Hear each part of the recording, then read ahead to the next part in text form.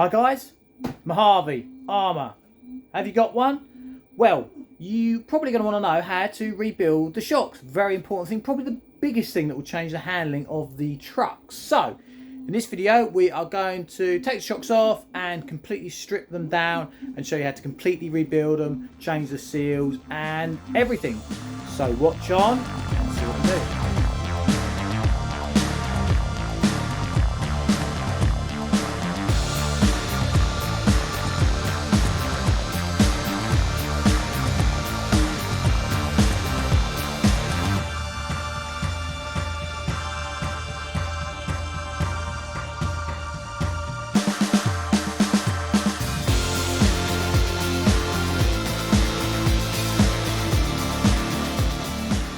So guys, first thing, I'm just going to remove the body and the wheels. It just makes things a lot easier.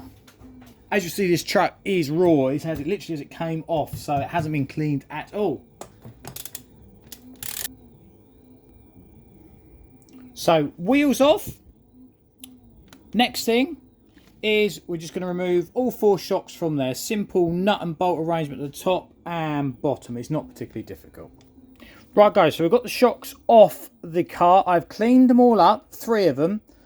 Always give them a good clean. I'm going to clean them up as much as I can at each stage, but I've left this one as it is, and the reason being, I can tell this shock is leaking because this is all claggy and oily and greasy, or oily and sticky, so the oil has leaked out of this shock, so we know this shock needs rebuilding. So this is one we're going to work on and give it a good clean. One thing to be aware of, I didn't realise there's a little ball in the top of here. This is what's come out of the other one. So make sure you take that out, put that to one side. Because if you don't, and guarantee while you're working on these, you will lose it.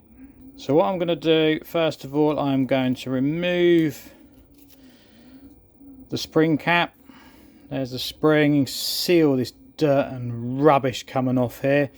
I'll remove that little ball from there as well. There we go.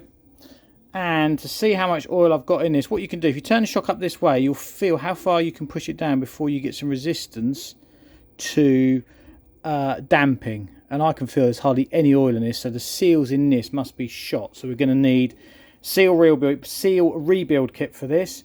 We'll need some oil, 550 weight or 550 CST. Don't get weight and CST mixed up, completely different. That's what they put in here as standard, so that's what we will use. And what we're also going to need is a pair of shock pliers, so when you grip this to take the ball stud off, you don't mark it.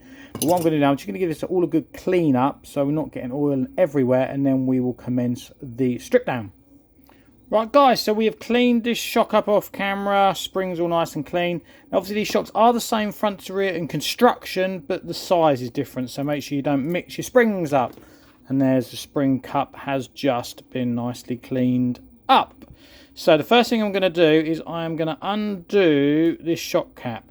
Now if it's really tight, you can get an adjustable spanner or a spanner on there and just get a wrench in the hole there like that to undo it. Now you'll have a diaphragm in here. If we never get the cap off. Ah, and look, the diaphragm has slipped down. It should not be like that. The diaphragm, be very careful I don't split it. The diaphragm should sit on top like that. So it could have been a reason why it was leaking. But we'll take that off. Got a little pot here, which I'll empty the old oil in.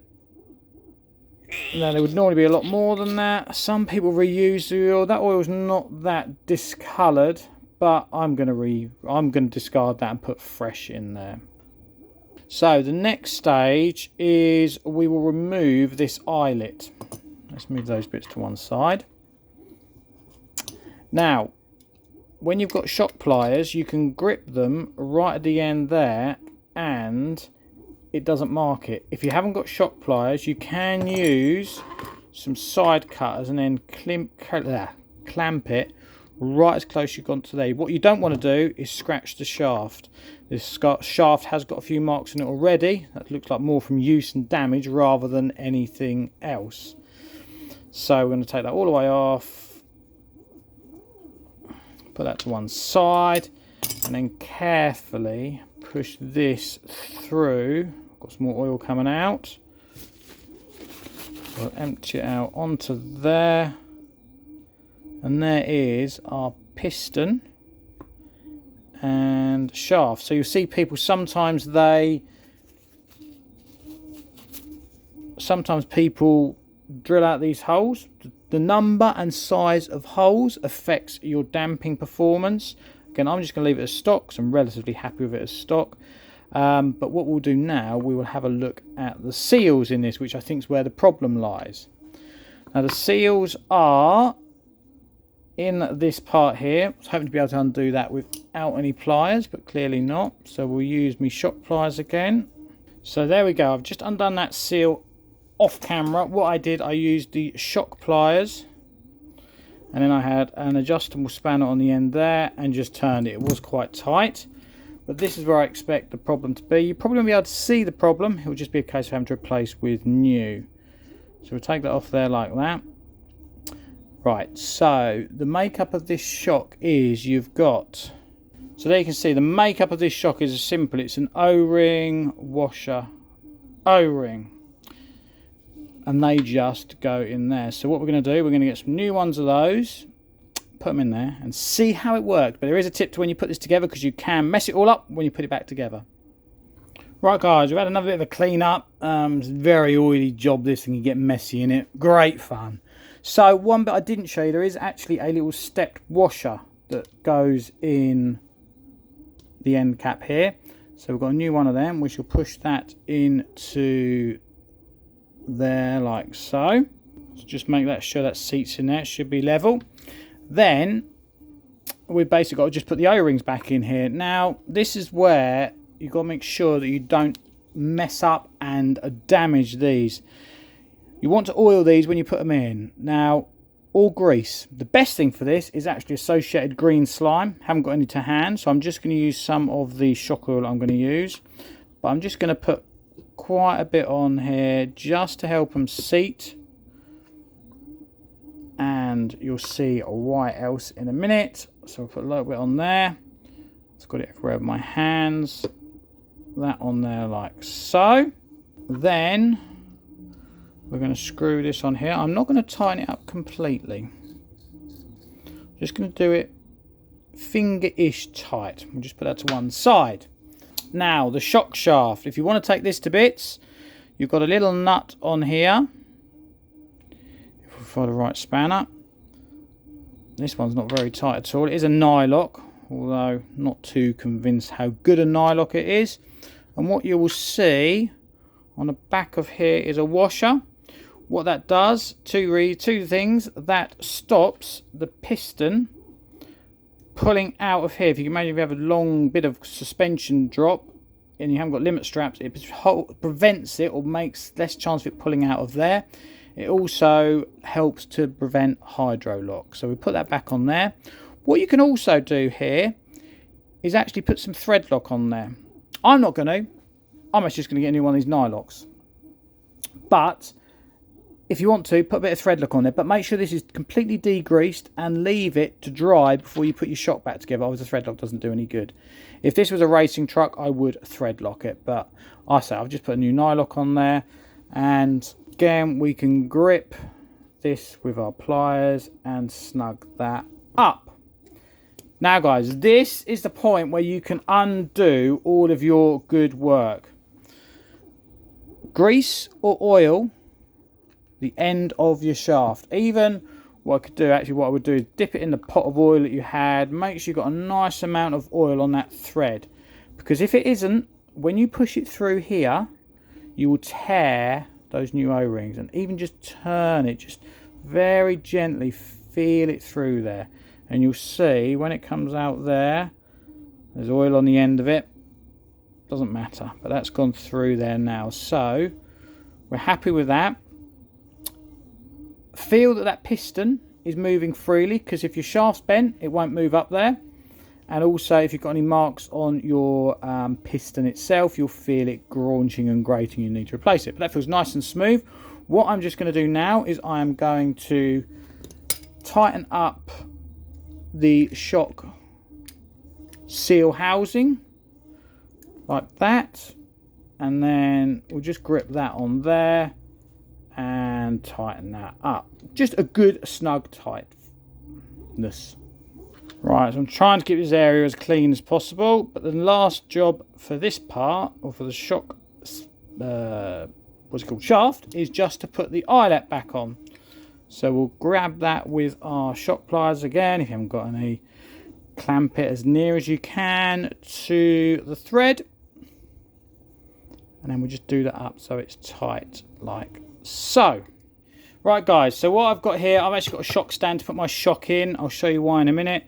We're just going to fill it to the top with the 550 weight oil, all the way to the top so it's level with the top.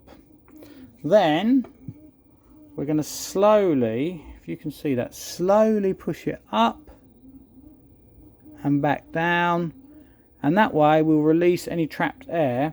And you can leave this for a few minutes, there's not much in there, but you can leave this for a few minutes in there for the bubbles to work their way to the top and disperse. That's the way to do a proper shock. These are only basher trucks, so it's not so much of an issue, but if we're racing we would do that. You can even get shock vacuums to do it much quicker. So we're just going to leave that for a couple of minutes just for it to work its way out, and then we'll do the final part. Right guys, so we'll let our shock just debubble ties a little bit. You see the levels dropped a little bit, so the bubbles have come to the top. You could top that up, but I know I don't need to. And what I've done, that cap, the diaphragm, I've just pushed into the top there, and we're going to put that on here. Screw that on, and you'll see there's a little hole there, and we're going to get oil come out of that. So I'm going to get some cloth just to wrap around it, and continue to screw that all the way up. This is where it gets really messy. Right, snug that up. Wipe that off. But unfortunately, we're going to get more oil come out of that now. Find that hole again. There it is. And I'm going to push the shock shaft all the way to the top. And we should, you can't see it on camera, can you? There's a little bit more oil coming out. So I'm just going to back it off to about there. You see that oil comes out. I'll leave that piston pushed up. Keep that piston pushed up because at the moment it wants to force itself back out. And you'll see there's the oil. It comes out. So you've just released the pressure on that shock. So now when I push it in, it doesn't come back out. Before, when I was pushing it up to there, it was coming back out. So you want to just release that pressure by just backing off that cap. And that is the process effectively done. What I'm going to do now, I'm just going to get some brake cleaner just to clean this all up, get rid of all the oil around it, because you don't want anything on here because all the dirt and grime will stick to it. And then last job, spring back on, collar back on. See that lines up, there's a flat there that lines up. Push it on like that. Make sure your spring has seated correctly. We will then put it back on the truck. We'll adjust our ride height with this. This adjusts your ride height. Make sure they're the same both sides. This is one I haven't done yet. You see they're slightly different. Make sure they're the same. So getting back on the truck now. And there we go guys, back together. All the shocks are back on. All nicely rebuilt. We will just need to set the ride heights on these when it's on the floor. Make sure they're the same each side.